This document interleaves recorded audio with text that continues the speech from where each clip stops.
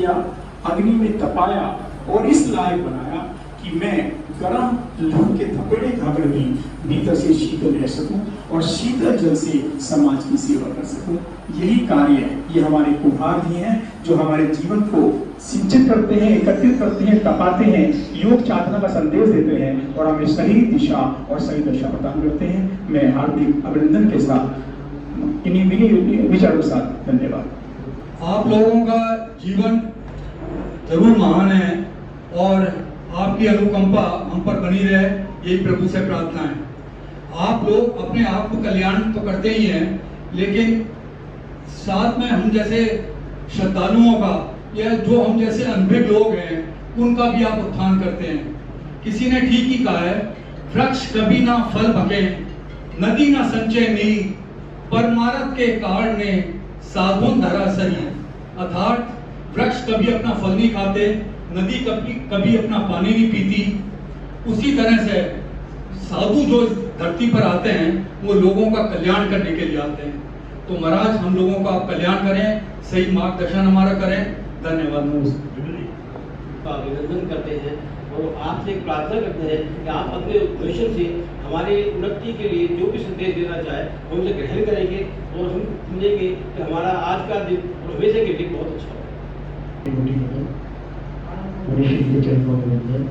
सम्मानित मंच, मैं iron and hardware merchant association की तरफ से और स्टील फाइल डीलर एसोसिएशन, अब ये हमारे पेपर वाले भाई फाइल को अपनी फाइल में समझें, हमारी फाइल दूसरी होती है।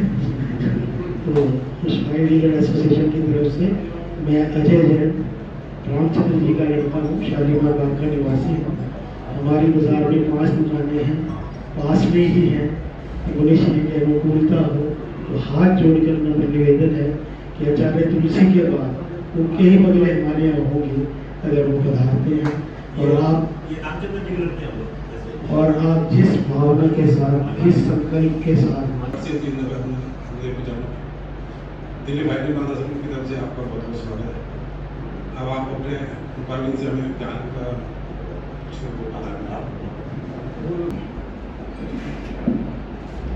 आज यहाँ पे हमारा आना हुआ है। प्रतिष्ठान अपने आप में बहुत महत्वपूर्ण जगह है।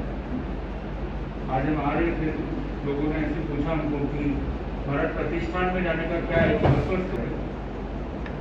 हमने कहा कि देखो जितने भी लोग होते हैं जो भी धर्म में कंट्रीब्यूशन करते हैं, समाज में कंट्रीब्यूशन करते हैं और उनका एक गुजारा भी होता है, परिवार का भी गुजारा होता है, तो उसका सारा श्रेय किसको जाता है? प्रतिष्ठान को जाता है। अब घरों में तो पब्लिक करते ही है। अब मैंने ये देखा कि कितने कितने हम दिल्ली में सब घरों में गए, जो कई सारे घर थे जो बड़े अच्छे घर थे, बड़े बड़े घर थे, और यहाँ पर उनका प्रतिष्ठान देखे तो एकदम छोटी सी चौल है जहाँ हवा पानी की नहीं है बिल्कुल नहीं। तो मुझे एक बड़ा एक लगा कि लोग कितनी तपस्या करके अपने परिवार को कितनी अच्छी सुख सुविधा दे, धर्म में कितना कंट्रीब्यूशन करते हैं, तो इतना बहुत बड़ी बात होती है। और जैन जिंदगी है उनका ज्यादातर जो जीवन गुजरता है वो कहाँ गुजरता है? प्रतिष्ठान में गुजरता है, क्योंकि कोई सुविधा नहीं, कुछ नहीं। इतनी ऐसी तपस्या में रहकर के भी वो इतना सब कुछ करते हैं, बहुत बड़ी बात है। तो हमको लगा कि सबसे अगर पॉजिटिव किसी को बनाने की जरूरत है तो वहाँ पे प्रतिष्ठान का, क्योंकि बीज तो वो हो गया, हम फल में जाए, वृक्ष में जाए, वो तो ठीक है, वो एक्स्ट्रा बात है। बीज को ठीक कर दिया तो सब ठीक सकती है। तो प्रतिष्ठान तो क्या है, वो एक तरह से अपना बीज है, यहाँ से ही सारा उद्भव होता है, उद्गम होता है और यहीं से सब कुछ आगे बढ़ता है। और धर्म भी वही कर पाता है जो कहीं ना कहीं थोड़ा अपने तरह से व्यवस्था उसी करके रखी हुई है। जिसकी व्यवस्था बराबर नहीं है क्या वो धर्म कर पाएगा? तो प्रतिष्ठान बराबर होगा तो व्यवस्था अच्छी होगी, व्यवस्था बराबर होगी तो व्यवस्था नहीं होगी, व्यथा नहीं होगी तो सब कुछ सुचारू रूप से चलेगा। तो वो धर्म करेगा, सामाजिक करेगा, कुछ भी करेगा, प्रभु की भक्ति करेगा तो भी वो निष्ठा के साथ करेगा। तो प्रतिष्ठा से निष्ठा है, आस्था है और सब कुछ है। प्रतिष्ठान बराबर नहीं है तो सब कुछ जीरो है। तो मुझे ये अच्छा लगा कि यहाँ पे हम लोग आए और बहुत ज़रूरत भी थी, क्योंकि जहाँ तक सुनने में आया कि 35 साल पहले आना हुआ था और अब आना हुआ है। तो मैं ये मानता हूँ कि हमको जैसे जम्बू स्वामी थे ना, तो मोक्ष गए, द्वार बंद कर दिए, तो ऐसा तो काम हमको नहीं करना है। ये चालू हुआ, आशीष तुलसी ने उपक्रम किया था, वो बिरले आचार्य थे, और ये अब हम आए हैं तो आगे से आगे जो भी साधु संत भी एक हरवत सभागार है, जहाँ पर भी जो भी संप्रदाय के हो, उनका कहीं ना कहीं यहाँ पे आगमन होता रहना चाहिए। तो इसलिए एक छोटा सा प्रयोग जो आप कहीं पर भी, क्योंकि क्या होता है कि धर्म की एक टेक्नोलॉजी होती है, धर्म सुना, चले गए, काम में लिया, निकाल दिया, वो कोई मतलब नहीं है। जब तक वो हमारे प्रैक्टिकल जीवन में नहीं आता है, तब तक उसका कोई लॉजिक नहीं बैठता, कोई सेंस नहीं बैठता। हम आए और चले भी जाएंगे, पर क्या चीज़ आपके साथ रहेगी? जो रोजमर्रा में आपको प्रैक्टिस करोगे, प्रैक्टिकल चीज़ें, वो आपके साथ चलेगी। जैसे साइंस अपना काम करता है, फिर टेक्नोलॉजी भी होती है, वो टेक्निक निकालती है कि कैसे उस फॉर्मूले को जीवन में अप्लाई करना है। तो बेसिक है, तो लाइट है, तो जितनी चीज़ें क्या है, ये सब टेक्नोलॉजी है। तो धर्म की भी एक टेक्नोलॉजी, स्पिरिचुअल टेक्नोलॉजी। तो आज एक छोटी सी टेक्नोलॉजी करेंगे और उसको कहते हैं मेडिटेशन, क्योंकि मेडिटेशन ध्यान जो है और पूरा विश्व उसको मानता है, और स्ट्रेस रिलीज करने में सबसे ज़्यादा अगर कोई हेल्पफुल है तो वो क्या है? ध्यान।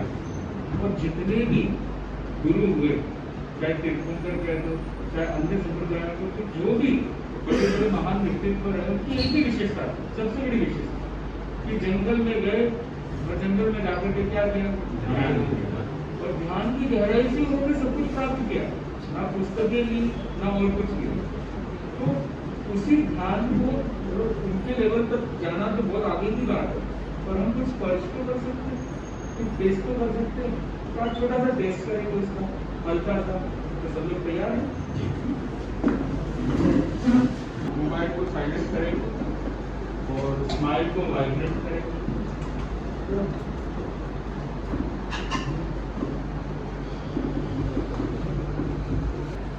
दोनों पाँव हल्के,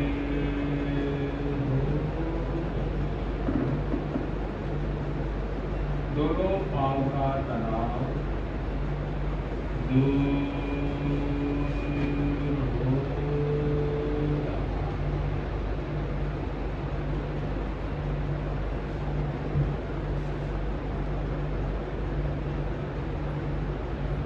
धीरे धीरे कवर हल्के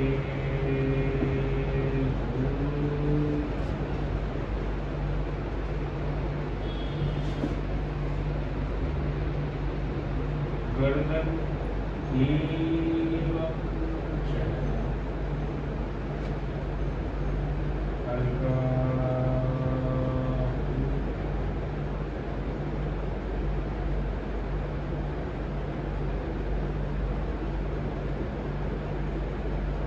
पूरा शरीर हल्का नसीब मुस्कान लिया, आशीर्वाद प्रदान करते, दोनों हाथों से आपको ऊर्जा दे, तो दिव्य शक्ति जिसके प्रति आप आस्था, निष्ठा, जो हमेशा आपके हृदय में रहता, ऐसी वो दिव्य शक्ति दोनों हाथों से सफेद सफेद पैंट होगी, आशीर्वाद देते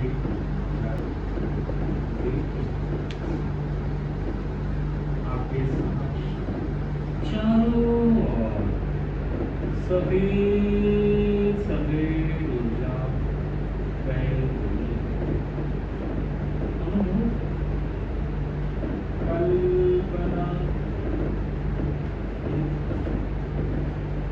वो ऊर्जा आपके भीतर प्रवेश कर रही है। चारों ओर सकारात्मक सफेद सफेद ऊर्जा फैल रही है। आपकी जिसके प्रति आस्था है वे आपके समक्ष है। वे आपको ऊर्जा संपन्न कर रही है।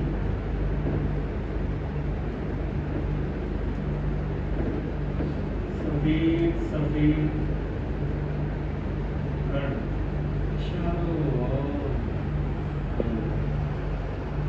आप ऊर्जा संपन्न होते जा रहे हैं। शरीर का कंठ रोमांचित एवं उल्लसित देखिए, मानो ये सफेद सपने बोलेंगे, मेरा हर पल हर्ष उत्कर्ष और समाधि में रहे। मेरा हर पल हर्ष उत्कर्ष और समाधि में रहे। मेरा हर पल हर्ष उत्कर्ष और समाधि में रहे। अब धीरे धीरे लंबा गहरा सांस ले और ओम की ध्वनि 2 बार करेंगे।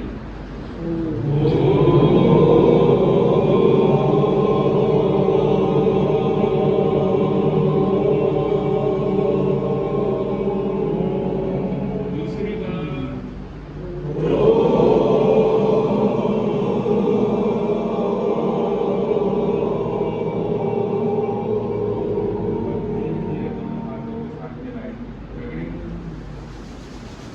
और आंखों पर लगाएंगे और एक अच्छी सी मुस्कान के साथ आंखें खोलेंगे।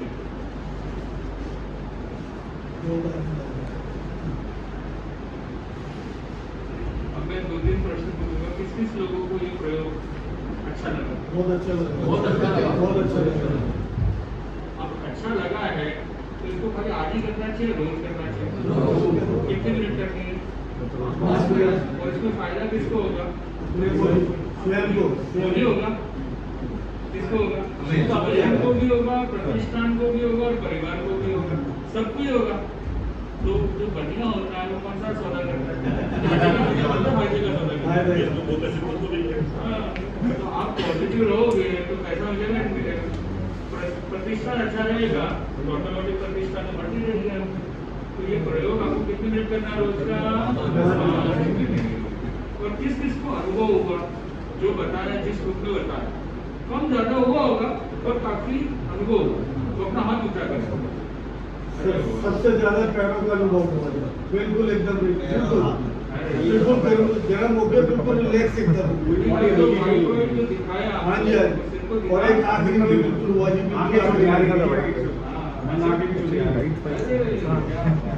अभी पुलिस श्री जागृत कुमार जी ने हमें एक प्रयोग कराया। मैं चाहूंगा कि बल्कि मैं विश्वास भी करता हूं कि हमारे यहाँ बैठे हुए जितने भी प्रतिनिधि हैं वे अपने घर में भी इसका प्रयोग स्वयं भी करेंगे और परिवार में अन्य सदस्यों को भी करवाएंगे। बहुत सुंदर लगा। मनस ने बिल्कुल ठीक कहा कि घर हमारी कोठियां हमारी बड़ी शानदार बनी हुई है, लेकिन हम 40 वाट के बल्ब के अंदर हम लोग धुआं चला देते हैं। ये तो हमारे यहाँ वेडिंग कार्ड वालों ने हमें सिखा दिया कि अब हम हमारी दुकानों में बत्तियां जगमगाने लगी हैं, वरना एक सिंगल 40 वाट के बल्ब में कागज की दुकानें लाखों करोड़ों रुपए की चला करती थी। लेकिन अब हम भी समझ में आ गया है कि अगर कोई काम करना है तो खुद भी साफ सुथरा और ढंग से बैठ के करें। अब मैं मुझे अभिजीत कुमार जी से अनुरोध करूंगा कि वे कुछ मार्गदर्शन हम लोगों का